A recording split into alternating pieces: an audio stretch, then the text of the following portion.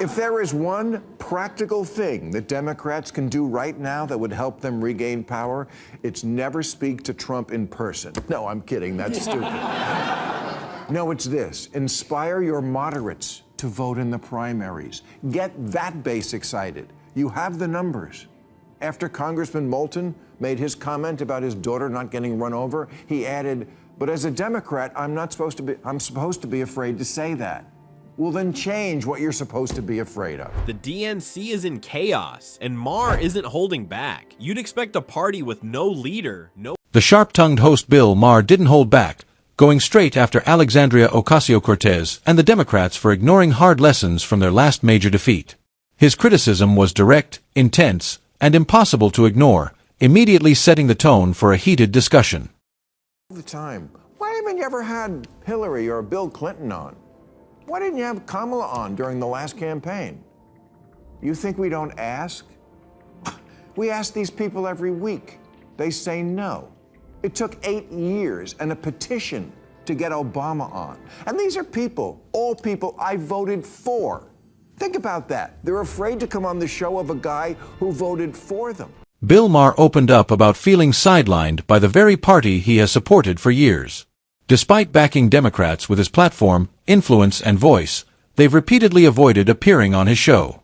According to him, this avoidance reflects a deeper issue, an unwillingness to face tough questions or engage in meaningful debate. They show up, and when they do, they take their beating like a man. You went down to Mar-a-Lago and kissed his ass after that. Oh, bullshit. When the Mueller report came out, I feel like you mischaracterized it, and I feel that was shady. But you campaigned for election deniers in 2022. This I do not forgive. The Republicans, including you, January 6th, etc., are the ones who are no longer willing to play by the rules of democracy. Amendment 22, no person shall be elected to the office of the president more than twice. And yet you keep talking about Trump's, maybe you should have this. Here, He contrasted this with Republicans, noting that they are more willing to show up and face criticism head-on. Even when their arguments fall short, they engage, debate, and take the heat. In his view, this willingness demonstrates resilience and accountability, qualities he believes are missing from their opponents. On the show, and Mondami and Elizabeth Warren. But I can't subpoena the guests. And I can't fix that what the Democrats are scared of more than anything else, I mean, obviously besides gluten, is being primaried from the far left, even though most Democrats are not far left. They're mild-mannered and moderate, at least at my bathhouse. The criticism then shifted toward the broader direction of the Democratic Party. Bill Maher argued that instead of standing firm on core principles, the party often bends under pressure from its most vocal factions. This, he suggests, creates an image of weakness and lack of leadership. Practical thing that Democrats can do right now that would help them regain power, it's never speak to Trump in person. No, I'm kidding. That's stupid. No, it's this. Inspire your moderates to vote in the primaries. Get that base excited. You have the numbers. After Congressman Moulton made his comment about his daughter not getting run over, he added, "But as a Democrat, I'm supposed to be afraid to say that." Well, then change what you're supposed to be afraid. Many moderates, once loyal to the party, now feel increasingly disconnected. According to this perspective, a growing number have moved toward the political center or even away entirely. The concern is that unless balance is restored, this divide will continue to grow, leaving the party struggling to reconnect with a broader audience. Have the power and influence to be able to, usher in socialism? He definitely has the power and influence to elect J.D. Vance or whoever is the Republican candidate next time. It is a walking commercial for the Republican Party I think nationally. the Republicans are going to... When you let the Democrat socialists, and now they're actually calling themselves socialists, when you let them take over a major American city, this is what you get. Bill Maher also raised concerns about the party's future leadership. He suggested that embracing highly progressive figures could energize younger voters but risk alienating older and more established voting groups.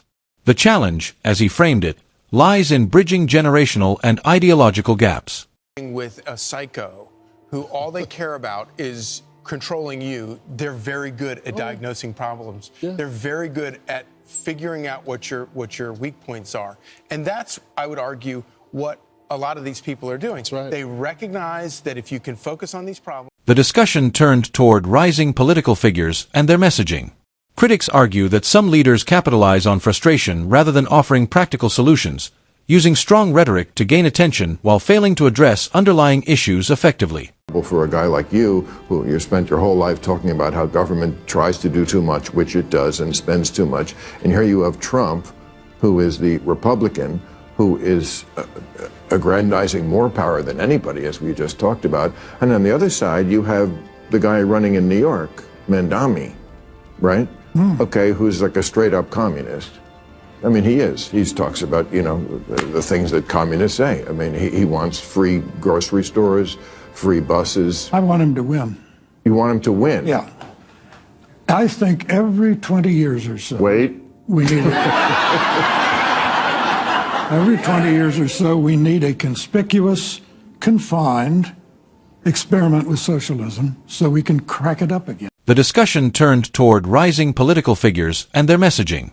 Critics argue that some leaders capitalize on frustration rather than offering practical solutions, using strong rhetoric to gain attention while failing to address underlying issues effectively. Slogan used to be, workers of the world unite, you have nothing to lose but your chains. The new socialist slogan is, trust us, this time it won't be a mess.